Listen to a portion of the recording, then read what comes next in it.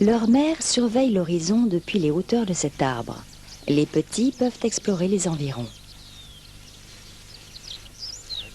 De fortes pluies ont fait sortir une tortue peinte, qui fuyait la sécheresse en s'enfouissant sous terre.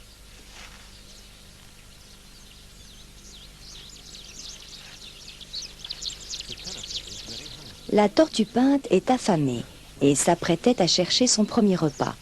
Elle est loin d'avoir le sens de l'humour. Mais la tortue ne craint rien. Son odeur fétide coupe la faim de ce jeune léopard, qui d'ailleurs ne s'attardera pas trop à jouer avec elle. Ce genre de jeu est essentiel pour ces jeunes prédateurs qui apprennent ainsi à chasser, bondir et affiner les qualités. Afin de développer les qualités de chasseurs de leurs petits, les mères leur offrent parfois une proie.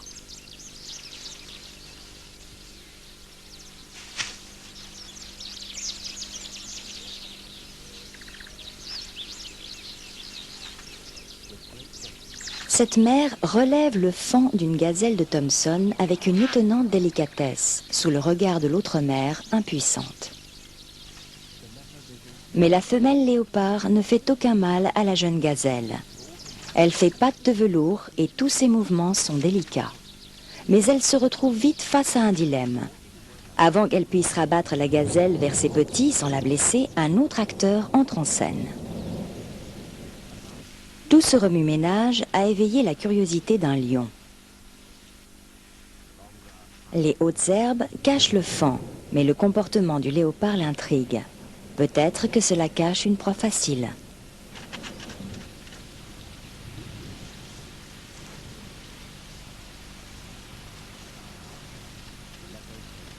La femelle léopard retourne aux arbres. La jeune gazelle est encore sous le choc de la rencontre, mais saine et sauve. Et le lion n'a toujours pas compris de quoi il retournait.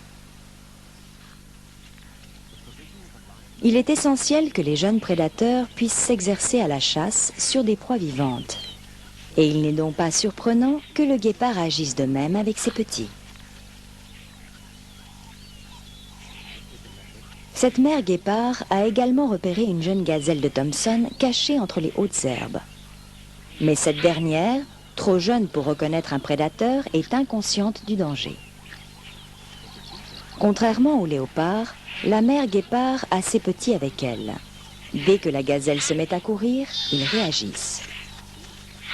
L'instinct leur indique la marche à suivre, mais rien ne vaut la pratique pour affiner leur qualité de chasseur. Ils la coursent et la tuent dans les règles de l'art. Ils la mordent à la gorge en prenant garde de ne pas recevoir un coup de sabot. 10 sur 10. Mais lorsqu'ils grandissent, la note n'est pas toujours aussi bonne. Parfois, ils doivent se contenter d'apprendre en observant leur mère en pleine action.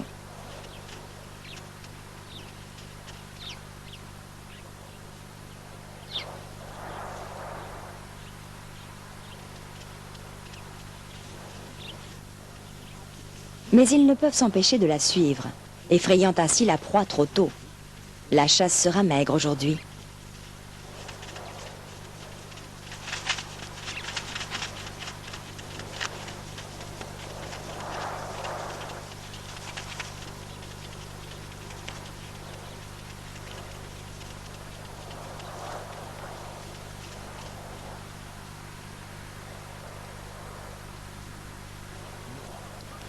Zéro pointé.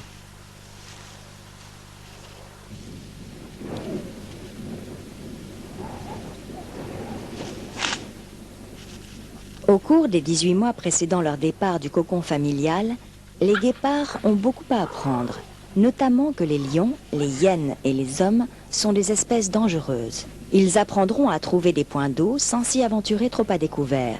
Ils découvriront que tous les animaux ne sont pas forcément comestibles et que d'autres ne doivent même pas être approchés, comme cette chenille velue qui pique le menton. Le chacal est un lièvre excellent pour faire travailler les muscles de ces jeunes athlètes.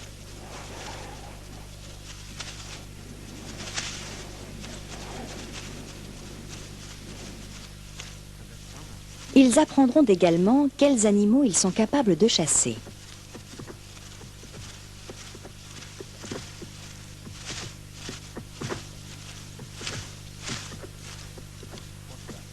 Une action sans éclat, qui mérite à peine 3 sur 20.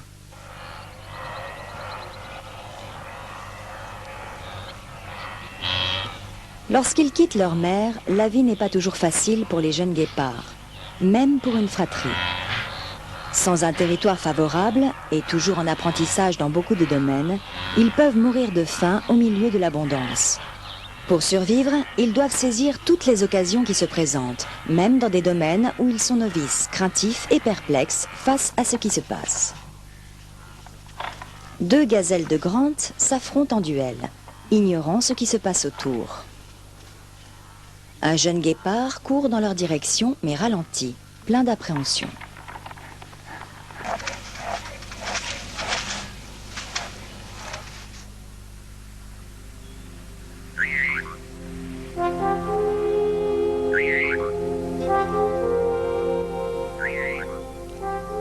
De retour dans l'ombre, ce jeune léopard marque timidement son